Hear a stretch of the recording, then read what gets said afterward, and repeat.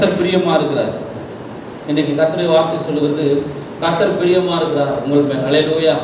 அந்த தேவனுடைய வசனம் சொல்லுகிறது, அன்பான கர்த்தருடைய பிள்ளைகளே, நீங்கள் ஒரு நாளும் கைவிடப்படாமல் இருக்கிறது என்று வசனம் சொல்லுகிறது. ஏசாயாவின் புஸ்தகம் 62வது அதிகாரம் 4வது வசனத்தை நம்ம வாசிக்கலாம். நீ இனி கைவிடப்பட்டவன் எண்ணப்படாமலும், இனி உன் தேசம் பாழான தேசம் எனப்படாமலும், நீ எப்சிபா என்றும் உன் தேசம் பியூலா என்றும் சொல்லப்படும். கர்த்தர் உன்மேல் பிரியமா இருக்கிறார், உன் தேசம் வாழ்க்கைப்படும். ஹல்லேலூயா.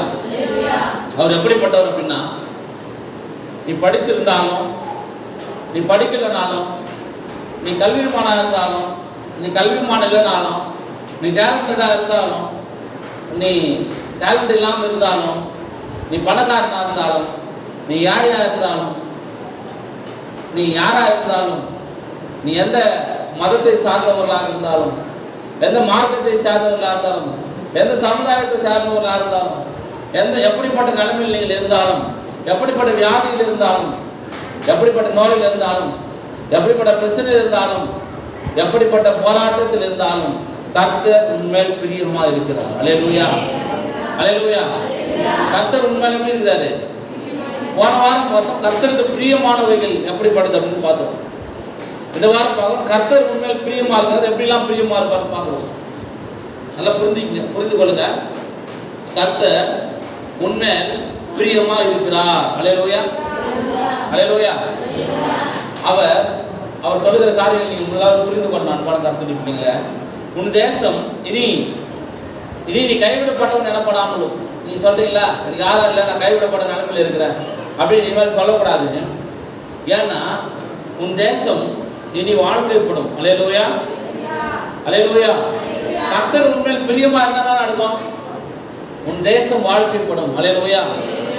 தேசம் வாழ்க்கைப்படும் என்றால் உன் குடும்பம் வாழ்க்கைப்படும், நீ வாழ்க்கைப்படுவாய், உன் குடும்பத்தில் எல்லாரும் வாழ்க்கைப்படும். ஹல்லேலூயா. ஒருவேளை வாழ்க்கை என்பது திருமணம் செய்து குழந்தை குட்டிகளை பெற்றெடுத்து அது மாத்திரம் தான் வாழ்க்கை இல்லை. கர்த்தரோடு வாழ்வது மிகப்பெரிய வாழ்க்கை. கரங்களை தட்டுங்க. ஹல்லேலூயா. அதாவது உலகத்தின் ரீதியான வாழ்க்கை ஒன்று இருக்கிறது, ஆவிக்குரிய வாழ்க்கை ஒன்று இருக்கிறது, கர்த்தருக்காக வாழ்வது ஒன்று இருக்கிறது, குடும்பத்திற்காக வாழ்வது ஒன்று இருக்கிறது. குடும்பத்திற்காக வாழ்கிறவர்கள் கர்த்தருக்காக வாழ்வார்களா? கொஞ்சம் புரிந்து கொள்ளுங்க. முதலாவது நம்முடைய ராஜ்யத்தையும் நீதியும் தேடுங்கள், பிறகு இதெல்லாம் உங்களுக்கு கூட கொடுக்கப்படும் சொல்லியிருக்காரு. அதனால நீங்க பண்ண வேண்டியது என்னன்னா, முதலாவது தேவனுடைய வாழ்க்கையை நீங்கள் வாழ வேண்டும். அதான் சொல்லியிருக்காரு, இனி நீ கைவிடப்பட்டவன் எனப்படாமலும், உன் தேசம் இனி பாழான தேசம் எனப்படாமலும், நீ எப்சிபா என்றும் உன் தேசம் பியூலா என்றும் சொல்லப்படும். கர்த்தர் உன் மேல் பிரியமா இருக்கிறார், உன் தேசம் வாழ்க்கைப்படும். ஹல்லேலூயா. அப்போ உங்களுக்கான முதலாவது வாழ்க்கையை யாருக்காக வாழ வேண்டும் என்றால் தேவனுக்காக நீங்கள் வாழ வேண்டும். ஹல்லேலூயா. ஒருவர் மறித்து விட்டால் அவருடைய படத்திருப்புல அவருடைய முன்னாடி பார்த்தீங்கன்னா எல்லா பழங்களையும் எல்லா சாப்பாடுகளையும் அவருக்கு பிடித்தமான உணவுகளையும் நீங்கள் வைக்கிறீங்க இல்லையா? எச்சில் படாம எல்லா உணவுகளையும் முதலாவதாக என்ன பண்றீங்க? அந்த படத்தில் எடுத்து வைக்கிறீங்க. கிறிஸ்தவர்கள் ஆகி என்ன பண்றீங்க? அதான் பண்றீங்க. ஹல்லேலூயா. அவங்களுக்கு சொல்லுகிற நண்பான கர்த்தருடைய பிள்ளைங்களே, ஆண்டவர் சொல்றாரு, நீங்க மூடத்தனமா இருக்கக்கூடாது. அதெல்லாம் வைக்கிறதுனால அவர் பாப்பாரு சாப்பிட மாட்டாரு. அதை எடுத்து மற்றவங்களுக்கு கொடுத்தீங்கன்னா அவங்க சாப்பிடுவாங்க. ஏன்னா அவர் இப்பொழுது எங்க இருக்கிறாரு? மாமிசத்தில் இல்லை. மாமிசத்தில் தான் சாப்பிட முடியும். அவர் இப்ப மாமிசம் இல்லை, ஆவியில் இருக்கிறார். ஹல்லேலூயா. அப்ப யாருக்கு புத்தி கெட்டு போய் கிடக்குது? புத்தி யாருக்கு கெட்டு போய் கிடக்குது? ஹல்லேலூயா. வைக்கிறவங்களுக்கு அதெல்லாம் பண்றீங்களா? உங்களுக்கு கெட்டு போய் கிடக்குது. அப்போ சரீரம் பூமியில இருக்க சரீரத்தை அடக்கம் பண்ணிடுறியா? அந்த சரீரத்துக்கு இனி உணவு தேவையில்லை. பார்மாலிட்டியா வேணாம். ஒரு ஜபம், அவங்க என்ன இருந்தாலும் தேவனுடைய பாதத்தில் தான் நல்லா இருக்கும்னு ஒரு ஜபம் பண்ணுவோம். கல்லறைக்கு போகலாம், கல்லறையில் போயிட்டு அங்கே ஒரு ஜபம் பண்ணலாம். இந்த உணவுல எதுவும் செய்றீங்க அப்படின்னா பசியா இருக்கிறவன் ஆகாரத்தை பகிர்ந்து கொடு. அவனு பேரை சொல்லி உனக்கு சாப்பிட்டோம். அவன் சரீரத்தோடு இல்லை, அந்த வயதானவர் சரீரத்தோடு இல்லை, சரீர ரீதியா யாரும் பசியா இருக்கிறாங்களோ அவர்களுக்கு அந்த உணவை பகிர்ந்து கொடு என்று வேதம் சொல்கிறது. அதான் சொல்றாரு இந்த வசனத்துல. முதலாவது, உன் தேசம் வாழ்க்கப்படும், கர்த்தர் உண்மையில் பிரியமா இருக்கிறார். கர்த்தர் உண்மை பிரியமா இருக்கிற உன் தேசம் வாழ்க்கப்படும். அப்போ முதலாவது ஒரு வாழ்க்கை இருக்கிறது, தேவனோட உறவு, தேவனோட வாழ்க்கை. இரண்டாவது உங்க கணவனோட, உங்க பிள்ளைகளோட, உங்க குடும்பத்தோட வாழ்க்கை. எல்லாரும் எதுக்காக கண்ணீரோடு இருக்கிறீங்க, கவலையோடு இருக்கிறீங்க அப்படின்னு சொன்னா, முதலாவது தேவனோட யாரும் வாழறது இல்லை, தேவனோடு கூட குடும்ப வாழ்க்கை உங்களுக்கு இல்லை, தேவனோடு கூட உறவு இல்லை, தேவனோடு கூட வாழற வாழ்க்கை விட்டுட்டு குடும்பத்தில் வாழ்ந்த பிரச்சனைகள், போராட்டங்கள், பண கஷ்டங்கள், கண்ணீர்கள், பாடுகள் இதெல்லாம் பார்த்து கொண்டே இருக்கிறீங்க. எத்தனை வருஷமா தான் எனக்கு இந்த பாடுகள்? நீ தேவனோடு வாழ்ந்தாயா? நீ தேவனோடு இருந்தாயா? தேவனுக்கான வாழ்க்கை நீ வாழ்ந்து கொண்டிருக்கிறாயா? தேவனுக்கு முக்கியத்துவம் கொடுக்கிறாயா? முதலாவது தேவனுடைய ராஜ்யத்தை அவர் நீதியை தேடுறாயா? இதெல்லாம் இல்லாம நீ ஒரே ஒரு வாழ்க்கை மட்டும் வாழ்ந்து கொண்டிருந்தா அது நலமா இருக்குமா? அல்லேலூயா. அன்பான தப்புடி பிள்ளைங்களே, அப்படி நீங்கள் புரிந்து கொள்ள வேண்டும். நல்ல மனுஷனுடைய நடைகளின் மேல் அவர் பிரியமா இருக்கிறார். எழுந்து கொள்ளுங்க. சங்கீதம் 37.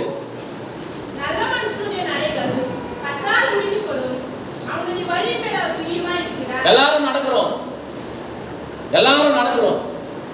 நல்ல மனுஷனுடைய நடைகள் கர்த்தரால் உறுதிப்படும், அவருடைய வழியின் மேல் அவர் பிரியமா இருக்கிறார். அல்லேலூயா. நிறைய பேர் நடக்கிறீங்க, நிறைய பேர் நடந்து போறீங்க, வேலைக்கு நடந்து போறீங்க, பள்ளிக்கூடத்துக்கு நடந்து போறீங்க, கல்லூரிக்கு நடந்து போறீங்க, உங்களுடைய நிலத்தாண்ட நடந்து போறீங்க, ஊருக்கு நடந்து போறீங்க, எல்லாம் நடக்கிறீங்க. உங்கள் நோக்கம் எதுவாக இருக்கிறது? நடந்தா பணம் கிடைக்கும், நடந்தா விவசாயம் நல்லா இருக்கும், நடந்தா குடும்பத்தை போய் பார்க்கலாம், சந்திக்கலாம் அப்படின்னு நடந்து போறீங்க.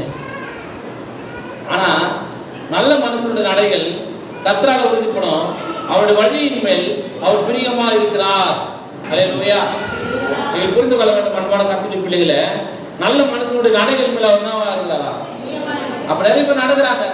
ஒருத்தர் விபச்சாரம் பண்றதுக்கு நடக்கிறான், ஒருத்தர் வேசித்தனம் பண்றதுக்கு நடக்கிறான், ஒருத்தர் மதுபானத்தை வாங்குறதுக்கு நடக்கிறான், ஒருத்தர் அதிகாலமே சாராயத்தை குடிக்கிறது நடக்கிறான், ஒருத்தர் என்ன பண்றான், தன் பாவத்தை இச்சையை தீர்த்து கொள்வதற்காக நடக்கிறான், சண்டை பண்ணுவதற்காக நடக்கிறான், ரத்தம் சிந்துவதற்காக நடக்கிறான், கொலை பாதகத்தோடு நடக்கிறான், கோபத்தோடு நடக்கிறான், வெறியோடு நடக்கிறான், குடியோடு நடக்கிறான். அப்போ ஆண்டவர் சொல்றாரு, நீங்க எல்லாரும் நடக்கிற நடையில நான் பிரியமா இல்லை, நல்ல மனுஷனுடைய நடைகள் மேல் நான் பிரியமா இருக்கிறேன். அல்லேலூயா. யார் மேல் நான் பிரியமா இருக்கிறேன்? யாரெல்லாம் நல்ல நோக்கத்தோடு நடக்கிறீங்களோ, நல்ல காரியங்களை செய்யறதுக்கு நடக்கிறீங்களோ, அவங்க மேல் நான் பிரியமா இருக்கிறேன். இந்த கிராமத்துக்கு ரோடு இல்லை, அதனால நான் எதுவும் என்ன பண்றேன், நடந்து போறேன், இல்லை பைக்ல போறேன், நோக்கத்தோடு போறேன். இந்த கிராமத்தோட மக்களுக்கு பட்டா இல்லை, நல்ல மனுஷன். இந்த கிராமத்துடைய மக்களுக்கு ஆகாரம் இல்லை, ரேஷன் கடை இல்லை, இந்த கிராமத்துடைய மக்களுக்கு ஏதாவது உதவி செய்ய போறேன் அப்படின்னு நடக்க. உன் குடும்பத்துக்காக நீ நடக்கிற நட நல்ல நட, உன் வாழ்க்கைக்காக நீ நடக்கிற நட நல்ல நட, அடுத்தவங்களுக்காக நீ நடக்கிற அந்த நட நல்ல நட, நீ பாவத்திற்காக நடக்கிற நட ஆண்டவருக்கு பிரியமில்லாத நட.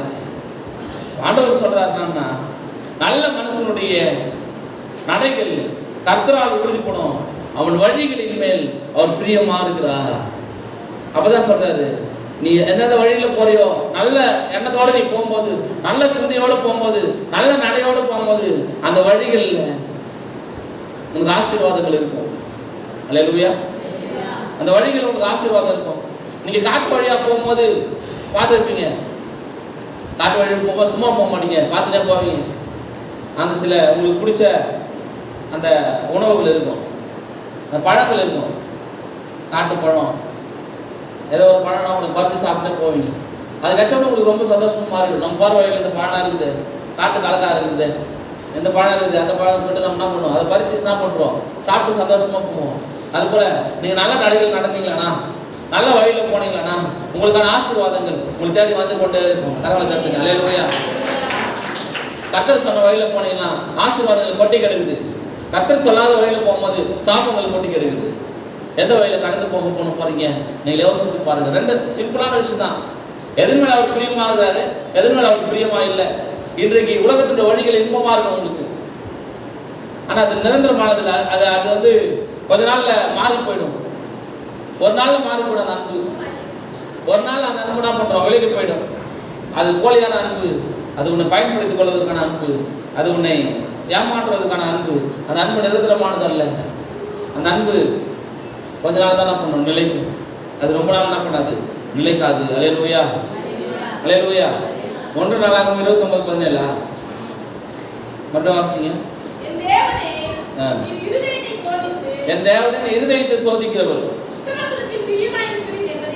அல்லேலூயா. புரிந்து கொள்ளுங்க, அவர் இருதயத்தை சோதிக்கிறவரா இருக்கிறாரு. இருதயம் எப்படிப்பட்டதா இருக்கிறாரு, நல்ல மனுஷனுடைய நடைகளுக்குள்ள அவர் பிரியமா இருக்குன்னு சொல்றாரு. சங்கீதம் 41:11 வாசிங்க.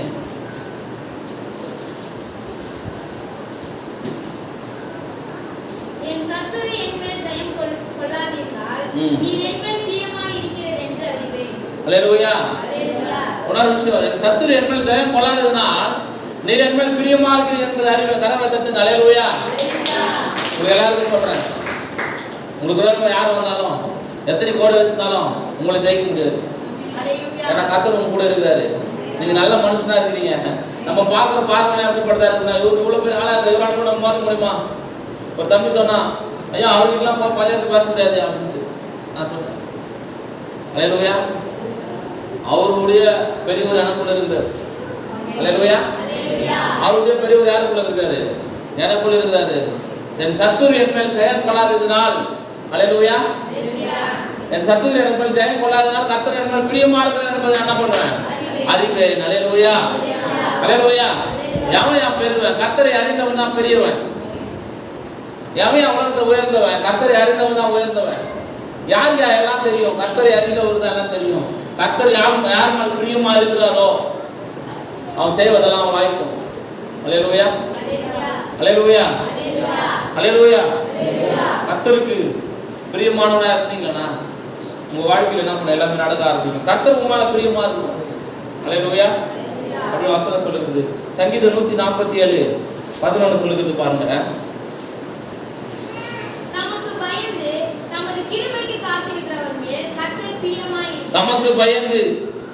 நமது கிருபைக்கு காத்திருக்கிற மேல் கர்த்தர் பிரியமா இருக்கிறார். முதல்ல நல்ல மனுஷனுடைய நடைகளின் மேல அவர் பிரியமா இருந்தாரு.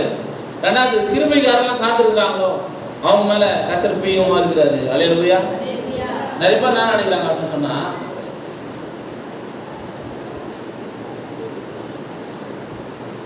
ஜெபம் பண்ணிட்டா கர்த்தர் நம்மள பிரியமா இருக்கும் நினைக்கிறேன்.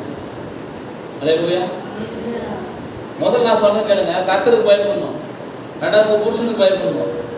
மூன்றாவது பிள்ளைகளுக்கு பயப்படணும். பரிசுத்தம் உள்ள ஆள் எப்படி இருப்பாங்கன்னா, ஒரு பெண் என்பவங்க என்ன பண்ணுவாங்க, எல்லாருக்கும் பயந்து நடப்பாங்க.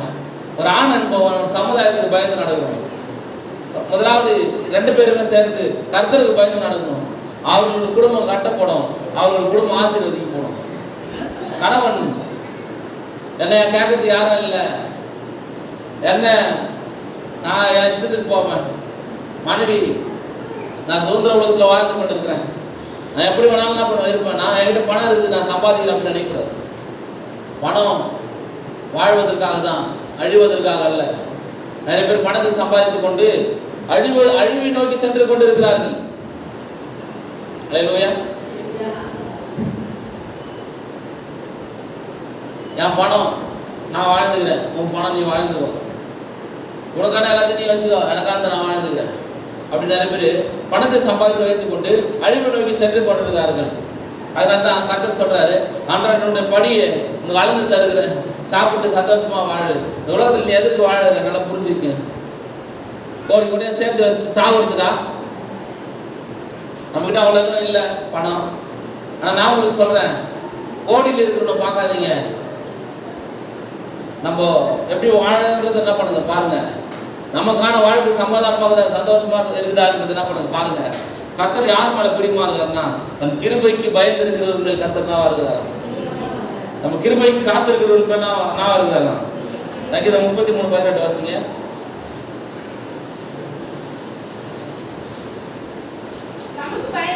நமக்கு பயந்து நமது கிருபைக்கு காத்திருக்கிறவர் மேல் யாரெல்லாம் காத்திருக்கிறாங்களோ அவங்க ஆத்துமாக்களை மரணத்துக்கு என்ன பண்ணார்? விலக்கி விடுவிக்கிறார். பஞ்சத்தில் அவர்களை உயிரோட காப்போம். கர்த்தருடைய கண்கள் அவர்கள் மேல் நோக்கமா இருக்கிறது. கவனிங்க அன்பான கர்த்தருடைய பிள்ளைகளே, கிருபை என்பது உங்களை மரணத்திலிருந்து ஆத்மா என்ன பண்றாரு? காக்கிறார் அப்படின்னு சொல்லி இந்த வேதவசனம் படிச்சீங்கன்னா உங்களுக்கு தெரியும். யாரெல்லாம் பூமியில நல்லா வாழணுமோ சங்கீதம் 33ஆம் அதிகாரத்தை நீங்க ஃபுல்லா படிக்கணும். ஹல்லேலூயா. படிச்சீங்கன்னா போதும், கர்த்தர் உங்க உயிரோட வைப்பார். அதாவது அந்த சங்கீதம் என்ன சொல்லலாம் அப்படின்னு சொன்னா, நீங்க கொடுக்கும் போது உயிரோட வாழலாம் அப்படின்னு சொல்லிட்டு சங்கீதம் சொல்லும். ஹல்லேலூயா. மூன்றாவது பாயிண்ட் உங்களுக்கு சொல்றேன், கர்த்தரை மேன்மை பாராட்டுகிறவர்கள். எரேமியா 9ஆம் அதிகாரம் 24வது வசனம். எரேமியா 9ஆம் அதிகாரம் 24வது வசனம். மேன்மை பாராட்டுகிறவர் பூமியிலே கிருபையும் நியாயத்தையும் நீதியும் செய்கிற கர்த்தர் நான் என்றும் என்னை அறிந்து உணர்கிறதை குறித்தே மேன்மை பாராட்டுகிறவன் என்று கர்த்தர் சொல்கிறார். இவைகளின் மேல் பிரியமாயிருக்கிறேன் என்று மேன்மை பாராட்டுகிறவன் பூமியிலே கிருபையும் நியாயத்தையும் நீதியையும் செய்கிற கர்த்தர் நான் என்னை அறிந்து உணர்ந்து கொண்டிருக்கிறவர்கள் குறித்த மேன்மை பாராட்டுகிறவன் என்று சொல்லுகிறார். இவர்களின் நான் பிரியமா இருக்கிறேன் என்று கர்த்தர் சொல்லுகிறார். ஹல்லேலூயா. மேன்மை பாராட்டுகிறவன் பூமியில கிருபையும் நியாயத்தையும் நீதியும் அறிந்து என்ன பண்ணணும்? செய்கிற கர்த்தர் என்று அறிந்து என்ன பண்ணணும்? மேன்மை பாராட்டணும். எனக்கு இவ்வளவு சொத்து இருக்குது அப்படின்னு மேன்மை பாராட்டக்கூடாது.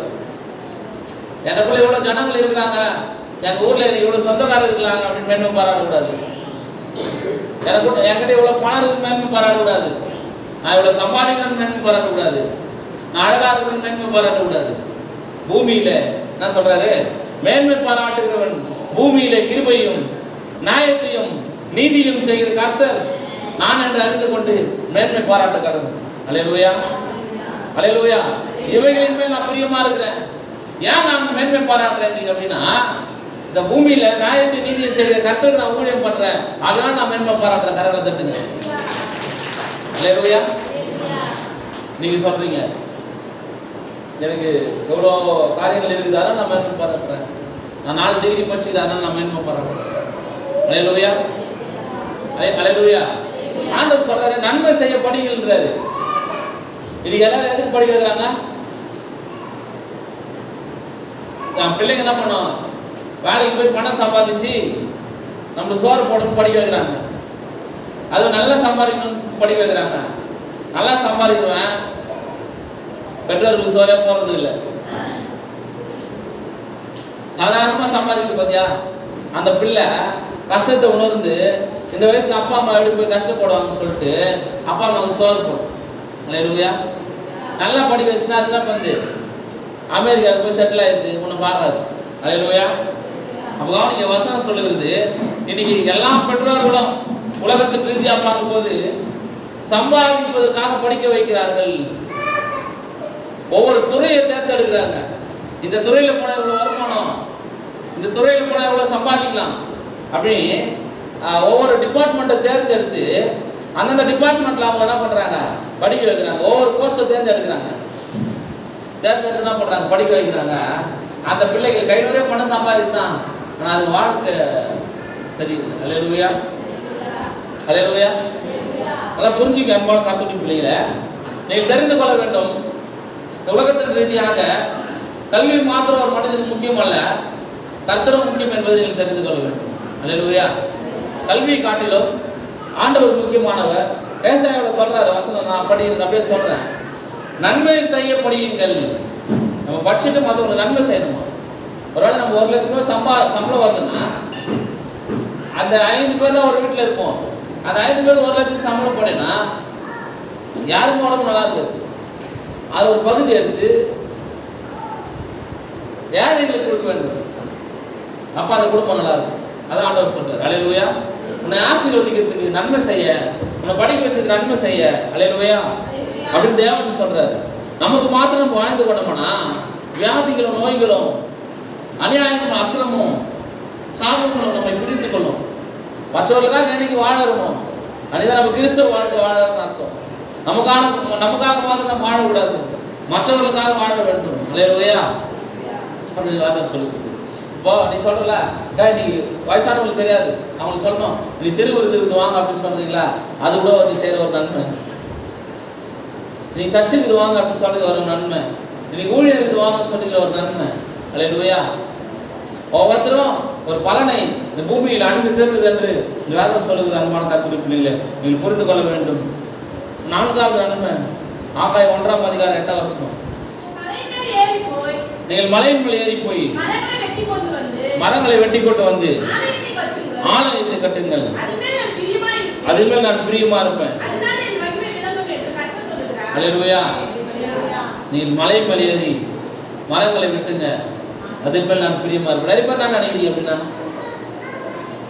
ஆலயம் கட்டுறது ஐயாவோட வேலை, ஆலயம் கட்டுறது சபையில் ஒரு 4 பேர் வேலை, சர்ச்சு கட்டுறது சர்ச்சினுடைய வேலைகள்லாம் சர்ச்சில் என்ன ஒருத்தர் செய்வாங்க, யார் செய்வாங்க? அல்லேலூயா. அல்லேலூயா. இங்க பாருங்க, ஆலயத்தை நம்ம கட்டிட்டோம். நேற்று 3 கிராமத்துக்கு போனோம், 3 கிராமத்துக்கு ஆலயம் இல்லை, மக்கள் இருக்கிறாங்க. அல்லேலூயா. என்ன மக்கள்னு பார்க்கக்கூடாது, எல்லாருமே கிறிஸ்துவ மக்களாக தான் இருக்கிறாங்க அப்படின்னு நம்ம பார்க்க வேண்டும். ஆலயம் என்பது கட்டிக்கொண்டே இருக்க வேண்டும். எங்கெங்கெல்லாம் ஆலயம் இல்லை, எங்கெங்கெல்லாம் புதுசா மக்கள் உருவாக்கி கொண்டிருக்காங்க, அங்கெல்லாம் ஆலயம் தேவைப்படுகிறது. அல்லேலூயா. அல்லேலூயா. ஒரு புதுசா ஒரு கிராமம் இருக்கும்போது அந்த ஊர்ல சின்ன கடையாவது இருக்குது. கடையெல்லாம் ஒரு கிராமத்துல நம்ம பார்க்க முடியல, ஆலயம் இல்லாம கிராமங்களை பார்க்க முடியுது. அன்பான கர்த்தருடைய வேதனையா இருக்குது மனசுல. ஏன்னா கட்டக்கூடிய அளவு நம்ம கிட்ட பணம் இல்லை. நம்ம எல்லாரும் சேர்ந்து அநேக ஆலயங்களை கட்டணும்னு சொல்லி தேவன் சொல்றாரு. அல்லேலூயா. ஆலயத்தை கட்டுகிறவர் மேல் நான் பிரியமா இருக்கிறேன். அல்லேலூயா அப்படின்னு சொல்றாரு. அதான் சொல்றாரு, நீங்கள் மலையின் மேல் ஏறி போய் மரங்களை வெட்டி கொண்டு ஆலயத்தை கட்டுங்கள், அதன் மேல் நான் பிரியமா இருப்பேன், அதனால் கர்த்தரின் மகிமை விளங்கும் என்று கர்த்தர் சொல்லுகிறார். அல்லேலூயா. அப்போ ஆலயங்கள் கட்டுவதற்கு நம்ம பிரயோஜனம் உள்ளவர்களாக இருக்க வேண்டும், உதவி செய்கிறவர்களாக இருக்க வேண்டும் என்று தேவன் சொல்லுகிறார். அல்லேலூயா. இன்றைய காலகட்டத்தில் நம்ம மலை மேலே ஏற முடியாது, மரங்களை வெட்ட முடியாது. இன்றைய காலகட்டத்தில் நம் உழைப்பை நம் தேவனுடைய ஆலயங்களுக்கு என்று கொடுக்கும் போது அந்த ஆலயங்கள் கட்டப்படும். அல்லேலூயா. உற்சாகமாக கொடுக்கிறவர் மேல் தேவன் பிரியமா இருக்கிறார். 2 கொரிந்தியர் 9ஆம் அதிகாரம் 7வது வசனம்.